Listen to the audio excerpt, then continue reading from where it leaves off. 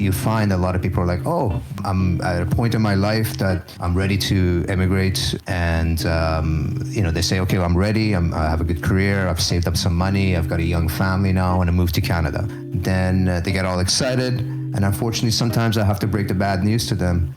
I feel like you should be in Canada, but our immigration system is so competitive. And if you lose just a few points, then you just don't have a chance.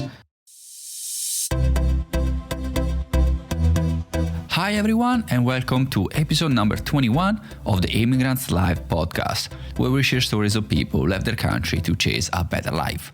I'm Daniel DiBiase, and this episode is a bit different. As you probably know, the goal of this podcast is not just sharing inspiring stories of immigrants, it's also to provide you with tips and resources if you're planning to move to a new country. This week, I'm thrilled to have a Canadian immigration advisor on the show. Alex helped me to get my work permit when I moved to Canada. To giving you a bit of context, I came to Canada in 2018 on a working holiday visa. If you come from Italy, you're only allowed to work for up to 6 months. So when I finally found a job and a sponsor, I started to apply for a work permit. In the past, I did all my application myself, so I tried to do the same here in Canada, but I found it impossible to navigate through all the information I found on the internet. I contacted some immigration advisor and the prices were between $1,500 to $6,000 for the same application. I finally found a lawyer who was doing it for a reasonable price. In the middle of the application, the lawyer I found disappeared, leaving me with things to get sorted and forms to fill out. I managed to get the first application sorted and I was invited to apply for the work permit. I tried once again to apply on my own, but couldn't find the right information. I called the immigration multiple times to figure out what I had to do, but they never gave me the right information. They told me the only way to apply for a work permit was to leave the country. It was at that point that my girlfriend at the time found Alex. We had a chat over Skype, and 2 weeks later I had my work permit. The whole process, start from finish, took me about 5 months, and a few weeks ago I received my PR, my permanent residency here for Canada. Before moving to my conversation with Alex, consider subscribe to the show, and it would be great if you could give us a review on Apple Podcasts or Podchaser. Thank you. And now, please enjoy my conversation with Alex. Hi, Alex. Thanks for being on the show. Hey, Daniel. Good to be here. I'm excited. I've been trying to get you on the show for a while now. No, we crossed path a while ago. Be going back and forth, and I'm glad that we can finally make the time. I'm super excited to have you on the show. So let's start a little bit with your background. And so how long have you been an immigration advisor consultant? Time flies. And really the only way to keep track of how long I've been doing this is to start thinking about when my son was born, which was in 2007. And that's when I got my license as well. But I've been in the industry for a little bit longer than that. I was fortunate. I had some great mentors around me who've been in the industry for a while. Since 2007, I got my license, and and time has flown by quickly. Sweet, awesome. And so, what's the requirement to become an immigration consultant? Can anybody become an immigration consultant? You have to go to school. So, what's the path to become an immigration consultant? There are 4 major requirements. You have to be a citizen or permanent resident, number 1. You have to write a language test, and those who are going through the immigration program, they're familiar with CLB 9 that you need to get in your IELTS test or CELPIP test, and this is CLB 9 out of 12. And then you have to also do an immigration program at one of 10 schools in Canada. For example, University of British Columbia offers this program. And when you finish the program, you need to write an exam. And after the exam, you'll be available you can just start your own company. Can you start become an immigration advisor right away? You need to have so you get your license, and you can either start your own company, which many consultants do, or join another company as well. So you don't have to do any time to be an apprentice? You should do some, you are supposed to do a little bit of internship during the program that you're taking at school. So there's 6 months that you need to do an internship at an immigration consulting firm or with a lawyer. Okay. And so why did you decide to become an immigration consultant? Yeah, that's, if I may, I'm going to go a little farther back for some context. So my family immigrated from Iran to Vancouver, Canada in 1986. I was 10, and my only reference to the place we were immigrating to was a brochure that we got from the only person my father knew in Vancouver, his former professor who had moved from England to Canada a few years back. The brochure was for Expo 86. I don't know if you know Expo. They have it, I think, almost every year. Different location. So from Expo 86 in Vancouver, and when I saw the brochure in Iran, I was just mesmerized by the photos of the SkyTrain in a beautiful, lush, kind of futuristic city that had trees, ocean, mountain everywhere. Also remember seeing Science World, the globe, in the photos as well. Yeah. And everything just kind of looked very futuristic and clean and green and you got to remember there was no internet to jump onto back then to see, what the world was like, what that location you're going to was like. So the expectations we had was something that we could only imagine. Which is based on that brochure. So it was kind of exciting and frightening at the same time to be making this really a life-changing move. And once we moved to Canada, just like many other new immigrants to Canada, challenges were felt right away. In many ways, we had to kind of leave everything behind and rebuild a life in our new home. We had a new language, culture, we had to rebuild new connections with people. So that comfort level that we had back home in Iran was no longer apparent.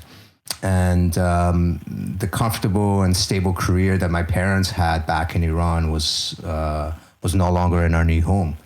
My father, who has his PhD in biochemistry, managed to find work in his field, but nothing was really stable, especially during the late 80s, early 90s, when the economy in Canada wasn't doing well. During that time, there was a lot of cuts in healthcare, hospitals were being merged, and unfortunately, my father's position was one of the first casualties of these cuts. But my father's very resilient. In order to financially support his family, he decided to take a position as a professor in Dubai, at a university in Dubai. And while us, the family, we stayed back in Canada. And when he was there was an enormous interest by mostly educated professional expats working in Dubai who were at a stage where they were looking for a permanent home. These are people from India, Pakistan, quite a number of people from Europe, Iran, who were working in Dubai during that time. So my father, during his time off from university, he started helping people with their immigration to Canada, with his own background in Canadian immigration, his own experience, and his background in research. He found this little side project that he started doing as easy, and he really enjoyed it. And despite the financial incentives from his job at the university in Dubai, it felt really unnatural for him to be so far away from us for so long. Then after maybe it was a year and a half, 2 years, my parents saw the interest in immigration as an opportunity. And so they took another big step in their lives and decided to leave academia behind and become self-employed. So my father moved back to Canada, moved to Vancouver again, and started an immigration firm. And as a doctor in the Middle East, you have this automatic credibility, mixed that with the network that he had created in Iran, in Dubai. He had somewhat unintentionally branded himself, and he had a good stream of clientele from the beginning. And during those early years of his company in the mid 90s, during the Michael Jordan years. I don't know if you're old enough to remember the Michael Jordan years. I was born in 1986, just to give you a reference. Okay, thank you. I do remember Michael Jordan. You do remember Michael Jordan? Yeah. I was actually taken back by that documentary on Netflix. I don't know if you got a chance to see that, the Michael Jordan documentary.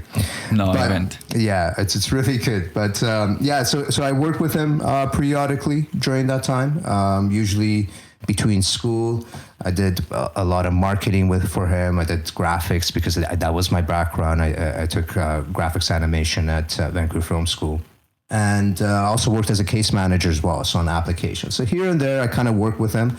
And then in the early 2000s, with my then girlfriend, now wife, I went to Japan. And we spent 4 years working, traveling, and then around there.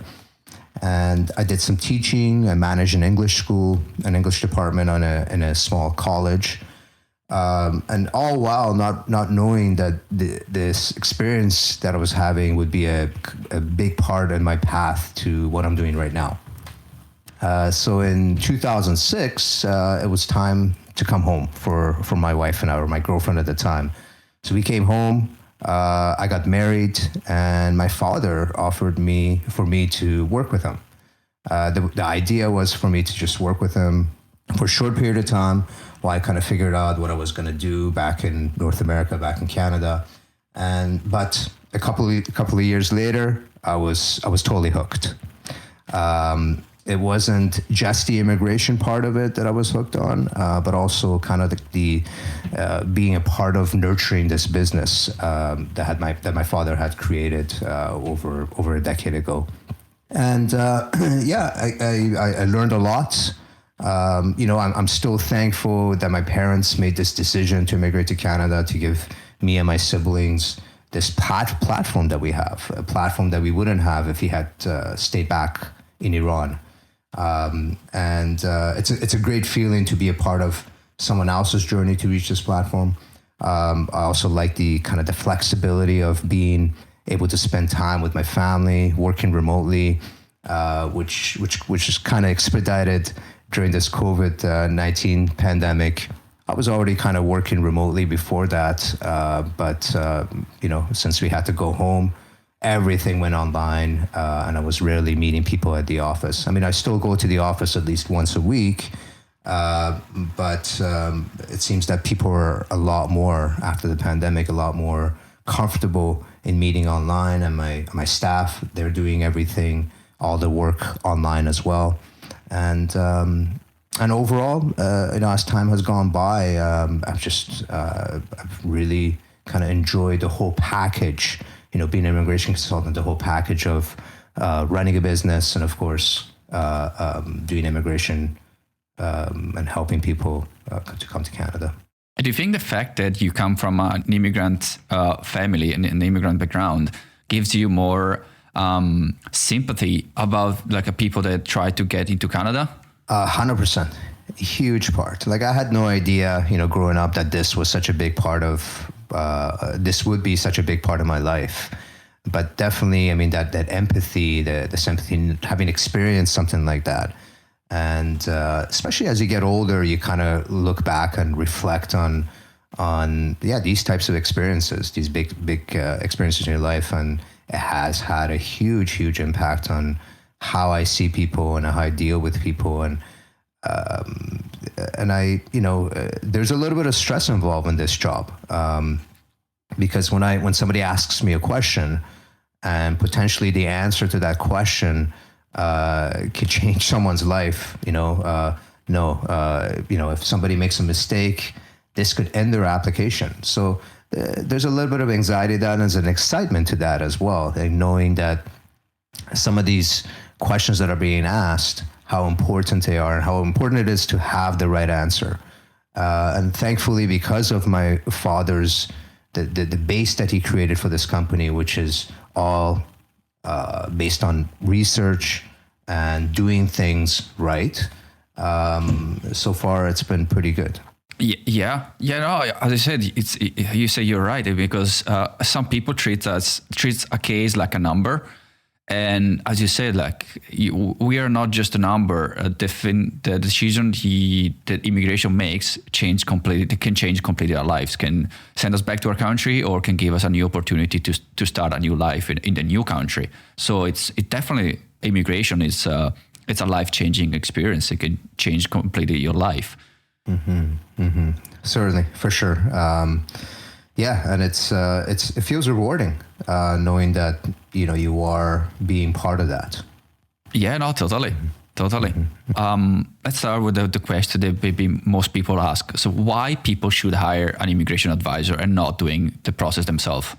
Well, my recommendation is always do research, and this is what we do. We do a lot of research, we keep up to date, but there's a lot of information online. I mean, I'm sure, when you were doing your process, you started your process, there's so much, an unlimited amount of information online, which is good, but it could be bad as well. But good because it's information, bad because you have to figure out which ones are wrong or outdated. And if you still don't quite understand what's in front of you, then go see an immigration professional who's authorized to give immigration advice, and make sure to do your homework and to do research on the company or the lawyer, the consultant that you want to work with, because there are a lot of good consultants and lawyers out there, but at the same time, unfortunately, there are some who don't have all the information that you need. So make sure you do some research first. It's very important. I mean, I meet a lot of people who have received bad advice, and it's not everybody knows all the answers. Sometimes I come across that. Someone asks me a question, I'm not quite 100% sure, so I say, hey, just wait. I'll get back to you with an email just to make sure, just to be 100% sure that the answer I'm giving you is right. Just be honest about it, and make sure that every single answer that I'm giving, I feel 100% confident about. So how do you find the right immigration advisor? Is there anything that people should be aware of? Because at the time, my girlfriend actually found you on the internet. I don't know what she was looking for, but we've been pretty lucky. But how can people find the right immigration advisor? Yeah, I mean, not all the best lawyers and consultants are online, but many of them are. So start with the research online. Look at Google reviews, go look at Yelp, and start with that. And then ask your friends who have gone through the same thing. Do you have a lawyer, consultant, and see what they say. So referrals, either it's online referrals or through people that that's the way to go. Start with that. Give them a call, see how you feel. Maybe just do one session. If you need more than one session, do one session, see what your gut feeling says. And if your gut feeling says this person knows what they're talking about, then chances are they know what they're talking about. Is there any qualification or logo we should be aware of on the website? Well, if you want to represent somebody or give advice to somebody on Canadian immigration, you must either be a lawyer or a licensed consultant in Canada, that is. So make sure that if they're a licensed consultant, they have to be part of ICCRC. So that's what you should be looking at. And if you're a lawyer, I mean, you should have your license there, and look for that and make sure you ask questions beforehand. Just straight out, are you licensed? Are you authorized to work in Canadian immigration? That's the first question you should ask anybody who you're going to be dealing with. So a lawyer needs to be an immigration lawyer, or that can be a general lawyer?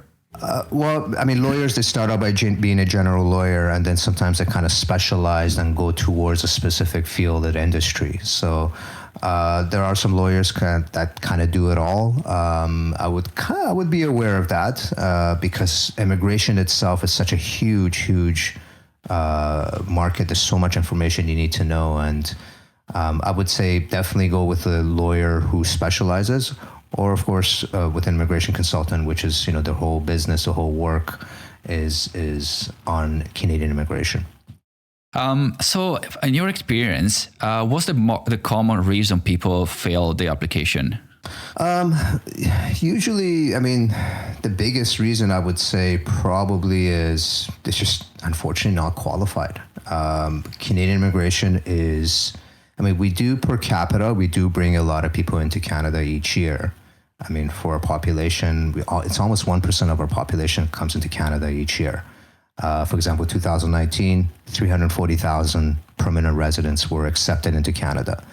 Out of this 340,000 permanent residents, 60% came in through one of the skilled worker programs. So that's a big percentage. That's majority of our immigrants are coming in as skilled workers. And compared to other Western countries, Canada allows in the most number of immigrants and most number of skilled workers.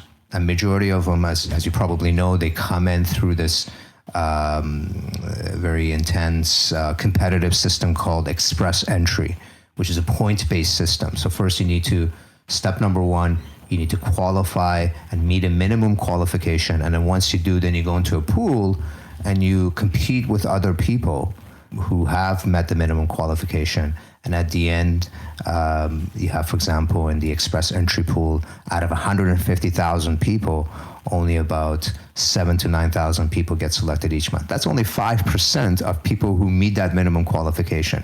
So if you're not able to maximize your score in one of these categories, you just don't have a chance. So you find a lot of people are like, oh, good, I'm at a point in my life that I'm ready to immigrate. Usually, they're coming from.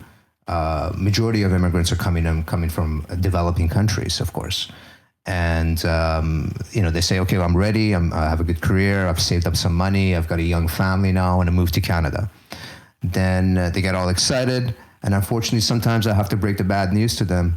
Yeah, I mean, I feel like you should be in Canada, but our immigration system is so competitive that at the end, if you are more than 2 to 3 years above because up to 29 you get maximum points in age. If you're 33 or over, you just lose too many points in age, and it's so competitive that you cannot afford to lose any points. You have to maximize your points in each of these categories: age, education, language, and work experience. And if you lose just a few points, then you just don't have a chance. So the biggest reason is, unfortunately, a lot of people are just not qualified.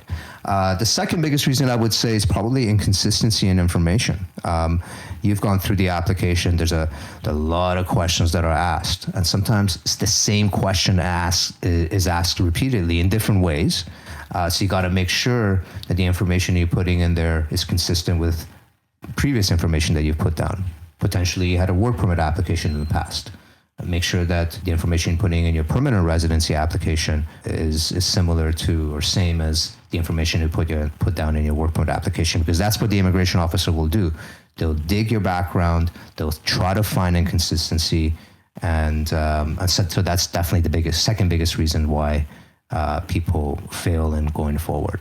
Yeah, even because going back to the point system, the point system, correct me if I'm wrong, but that changes every time. The changes depend on the applicants, because you can be lucky and your opponent, let's call it opponent, that apply on the same time, they got lower score, or you can be unfortunate and apply when there's the geniuses applies at the same time as you. So every time you apply, every month, the minimum score is different, right?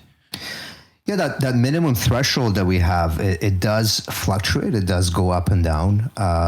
Especially at the beginning, there was a lot more fluctuation, a lot more up and down. But not right now. It's kind of plateaued. It's going up and down around 470 points. So that has become a little bit more consistent.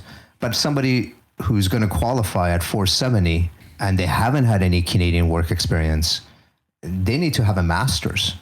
Their language score has to be almost perfect. They have to be under 31 years old.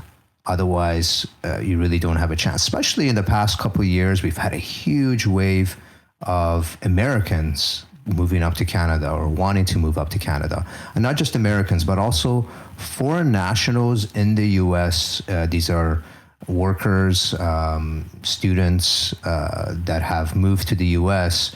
Wanting to eventually become a permanent resident in the U.S., now they see no future for themselves because of a kind of a failing immigration system. And so what are they doing now? They're going for the next option, which is Canada. So there's a huge wave of people coming up from the U.S., whether American citizens or foreign nationals.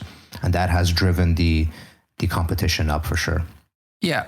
So I was talking about with another person on this podcast, and she was telling me that so many companies in the US, because the immigration law are changing and there's so many restrictions to hire people from abroad, so many companies in the US are moving their headquarters into Canada because it's easier for them to hire the best people from all over the world. Do you see that? That's a really good question. And yeah, that's for sure. I mean, just to give you an idea, last couple months, we have signed with 7 companies, American companies, that want to move up to the US, to move up to Canada from the US. And one of the biggest reasons is that, especially tech companies, tech firms, they rely on foreign workers. There aren't enough skilled technology workers in the Western countries. So there's a big reliance on foreign skilled workers from coming in. So now these guys don't have a chance. They either can't go into the US, or it just takes a really long time to get into the US, or they just don't see a future. So they say, well, we're no longer interested in the US. So what are they doing? They're opening up offices here. Toronto and Vancouver both have been booming in the past few years as far as the technology sector goes. Even engineering firms are opening up offices over here. And so that has definitely made a huge difference, the fact that foreign workers in the U.S. have seen no future in the U.S. Totally. I mean, it's crazy thinking that you can get the best of the best only from your own country. It's crazy. And company knows that. So if you want the best of the best in what you're doing, you need to look everywhere, not just in your own country. So I'm happy that Canada is helping those people and helping those industry. And so it definitely helps Canadian economy. And definitely people are quite happy to move to Canada as well. Yeah, there's a shift happening. There's a transition. Like I said earlier, in the past, it was all about the U.S. And we even had Canadians move down to the U.S. So after graduating, these are, again, I'm mostly talking about people in the tech industry.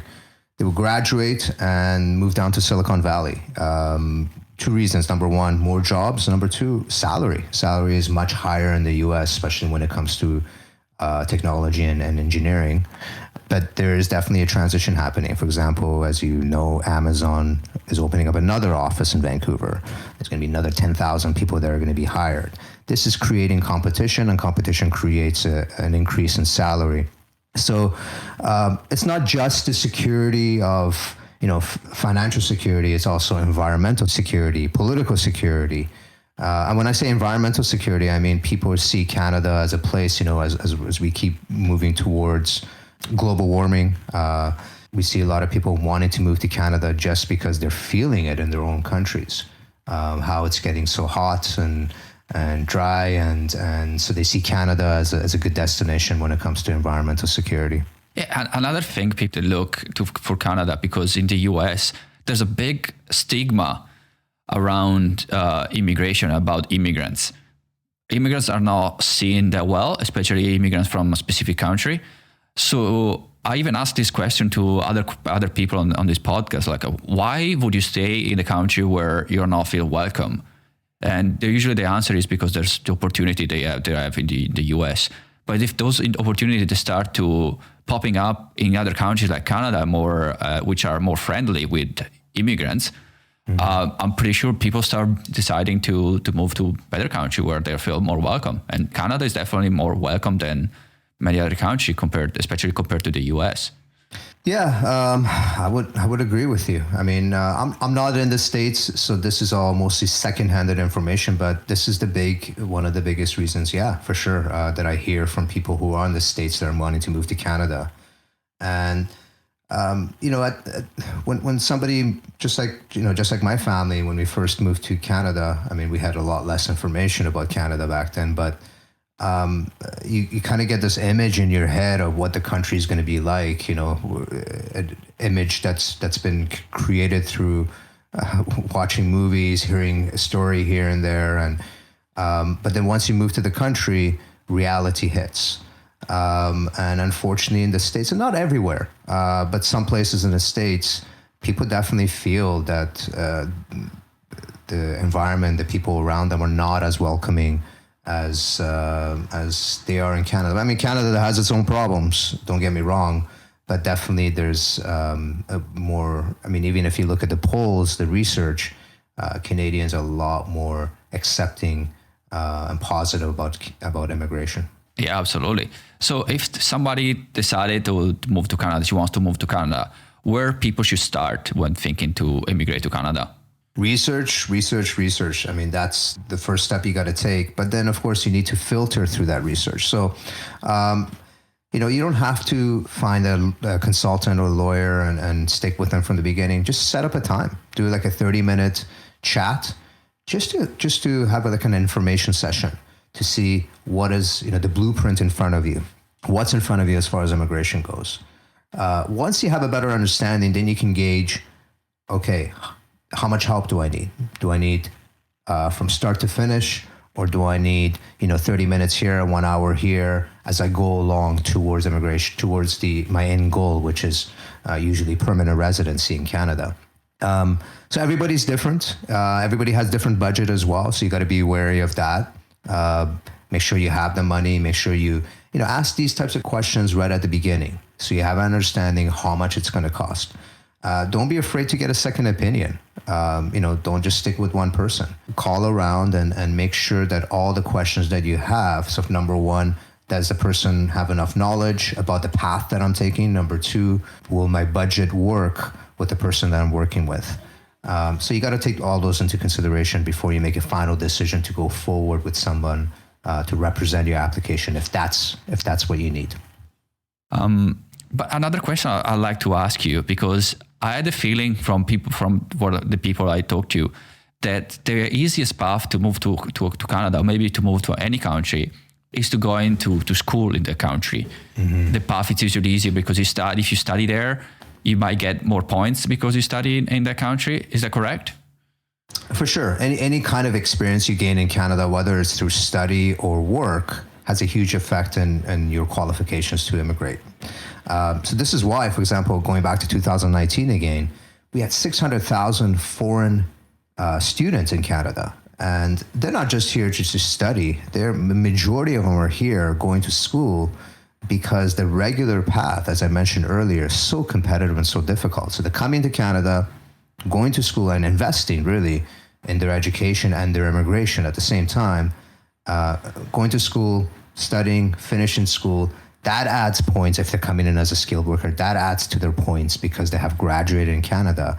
But not only that, once you graduate from most post-secondary education, most post-secondary schools, you then receive what's called a postgraduate work permit, which is an open work permit that allows you to work for any company anywhere in Canada. And then through that work permit, you can gain work experience in Canada and get even more points, which is really, now it's needed more than ever due to the huge competition that we have. So for sure, yeah, coming to Canada as a student is a big step that many take.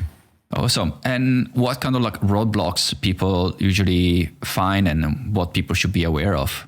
Definitely the biggest roadblock would be finding a program that they're qualified for. Back to the competition. It's highly competitive, and also finding something, if somebody comes to me who's over 35 years old, we have to get creative. We can't just take them through the usual paths, like, for example, express entry. Is that the program that you came in through, if you don't mind me asking? I don't think so. I don't think I had enough points. I think it was through the BCPNP. Yeah, exactly. Yes, that one. But BCPNP with express entry, wasn't it? You know what? I'm not sure. Okay, yeah, it's been a while since we did the application, but I'm pretty sure that's what it was, because you got you started going forward quicker. So anyway, so first you get into the express entry pool, then you go to the province, and then eventually you hit PR. But It is, you have to become creative, and you have to see whether or not we can help the person come in through a non-conventional path, like just express entry, which is only based on your merit. So how do you do that? Sometimes somebody contacts me and says, Alex, I want to move to Canada. This person's 36 years old. And I say, okay, well, unfortunately, just based on your own merit, you have high education, you have high language, but unfortunately you lose 20 points in age. So what you need to do is either come to Canada as a student or invest into Canada and open up an office. So there are some people who have, for example, a parent company outside of Canada. And what we do is we help them open up an office in Canada, get them a special type of work permit to come and run this company. And because of that special work permit, they receive a lot of extra points that makes up for the points lost in age. So yeah, I mean, sometimes, not every case is unique to itself, and you kind of have to look at, what's the best path. And unfortunately, because of the competition, the most conventional paths are not always the answer. Yeah, you're right. Even in my case, the lawyer I hired, they spent quite a few times trying to figure out the right path for me, because there are so many different paths. I tried to do research myself. It was so overwhelming. I couldn't figure out what my situation was. And even then, here in Canada, every province is different. Every province got different requirements and different programs. So even that was so overwhelming. And this person put me on the right path to actually get my work permit and my PR later. Right. Yeah, so I remember when you contacted us, you mentioned that your partner found us. But how did you find your first, just to kind of flip this around, how did you find your first representative? So it's the lawyer that my company, the company I work for, they use sometimes. So when I found you, was in the process that I was approved by the BC, from the British Columbia entity, government, I don't know how you call it. But then I have to apply for a work permit for Canada, to the national government. But even then, I was trying to call the immigration, ask the questions how to apply, and every time they would give me different answer. I got to the point where I didn't know what to do. They told me I have to leave Canada. I have to move either back to Italy or move to New Zealand to apply for work permit, because you can't apply within Canada. And that's when I reached out to you. So no, just go to the border and they will give you a visa. That's right. It was so easy, but nobody could tell me that over the phone. Yeah. No, there's definitely value in that, finding the right person to go forward with. But like you said, I mean, you got to take, like we talked about, we need to take so many different things into consideration. Well, first of all, is this the right person? Second, budget, because not everybody has. And you talked about the fluctuation in the budget as well. Why does somebody charge $1,500, another person charges $6,000 to $7,000? So you got to look at the fine print. Exactly, what are they going to be doing? So if we're representing, for example, somebody, we're there from start to finish, and we don't charge hourly in the middle. We do like a package deal, and our fees are not competitive with other people, because that's not what we rely on. We don't look at other prices. What we do is we look at the average number of hours that we work on an application, and based on that, we create our prices.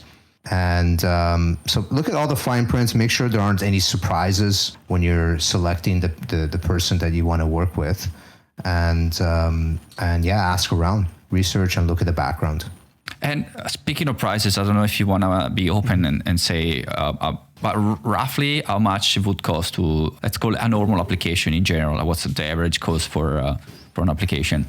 So the most common way would be to come in through the express entry system, which has itself two different stages. Stage number one is to submit an express entry profile, and then stage number two is to, once you select it and once you're invited, then you have to go through what's called the permanent residency application.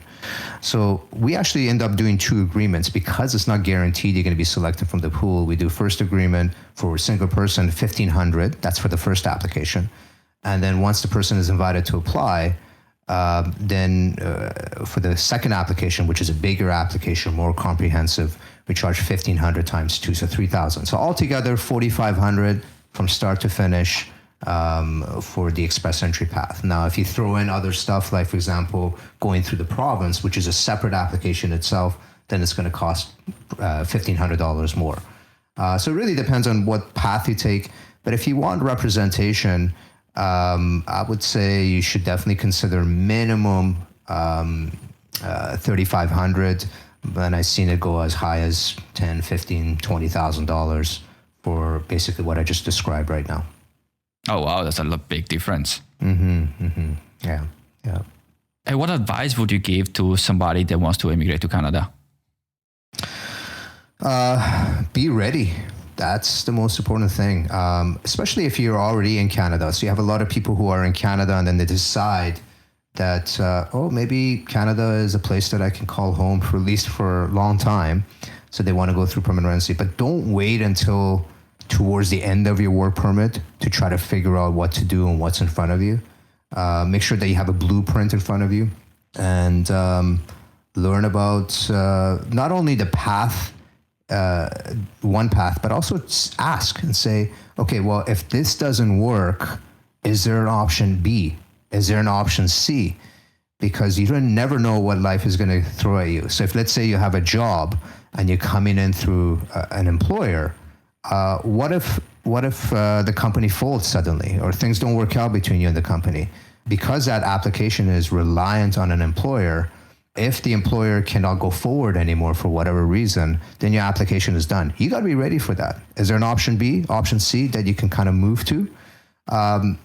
So definitely make sure that you apply and start learning as far as what's in front of you early, and then make sure that you're ready for the unexpected. There could be a pandemic that happens. You never know. Yeah, no, totally. And another thing that I'd like to ask you, I might know the answer, but I wanted to ask you anyway. Because when I applied for my work permit, one of the requirements was I had to apply for the PR as well, because they want me to prove then that I was actually planning to stay longer, not just for a few years. I want to actually to stay longer. So I had to apply for the PR. But if it wasn't a requirement, I don't think I would have applied, because the process was so consuming, like emotionally. It was like every obstacle they put you in the way that makes you feel like you're not welcome. They don't want you to stay in the country. So that feeling of not being welcome, at that point I thought like, why should I stay even longer? If you guys don't want me, I'm just gonna stay here for a little bit longer, figure out if I want to stay or not, in a few years' time. But if you ask me right now to apply for the PR, I wouldn't probably going through it, because the feeling I had, because I don't feel welcome here.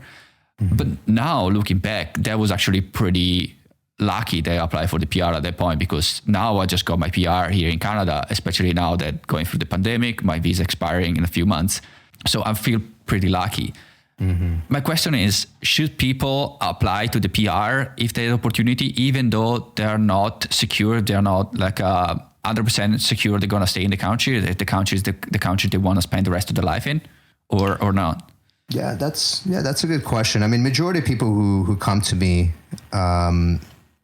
they want to stay here permanently, but there are the occasional people and they're like, well, I just want a few more years in Canada. That's it. I'm not looking that far ahead. I just want to make sure that I continue this job for another year, another 2 years. But the thing is, you're here as a temporary resident, and temporary resident has an end date. And every time you're close to that, you have to figure out how to extend it. And it's not that simple. So yeah, it's definitely a good idea to look at permanent residency. Even if you don't see yourself living here, who knows, that might happen in the future as you gain more experience in Canada. But yeah, go for permanent residency. You don't have to deal with, figuring out, okay, how do I extend my next work permit? So it is a little bit daunting. It can be a little bit frustrating. It can be a little bit sometimes even confusing. But it's a step that will prevent a lot of negatives in the future. Yeah, I agree. Another question, because when I was trying to get my work permit, I came across other people in the same situation from different countries, and their experience was very similar to mine, very frustrating. And they told me that some of the people they knew, they just went back to their own country because they were just so fed up with all the process, and it was so hard to get a visa. They were just so fed up that they decided to move back to Canada. My question is, so when people should stop trying to get a permit? Sometimes, again, look at second opinion, just to be sure. So just don't rely on one person's answer. If somebody doesn't have any more answers for you as far as, the path forward, get a second opinion, potentially a third opinion, just to make sure there's nothing in front of you. But sometimes that's the truth. Unfortunately, there is no path to stay here permanently unless you take a drastic measure and find a Canadian partner. Then the story changes. Yeah, that was one of the recommendations I had. Let's just get married. Get married, yeah. And no, I don't know how many times I've said this, but I've said, not to put you on the spot, but have you considered getting married with your long-term girlfriend or boyfriend? So that does happen for sure, yeah. So Alex, are there any tips that you could provide to the listeners? Yeah, so I touched on some of these throughout the conversation, but definitely do your research. Put in the time. Whenever you do any type of, pretty much anything in life, don't just depend on one person that you've spoken to. Do some research online, make sure you have a base, and then you find somebody who is informative, who knows the stuff, and then ask them a lot of questions.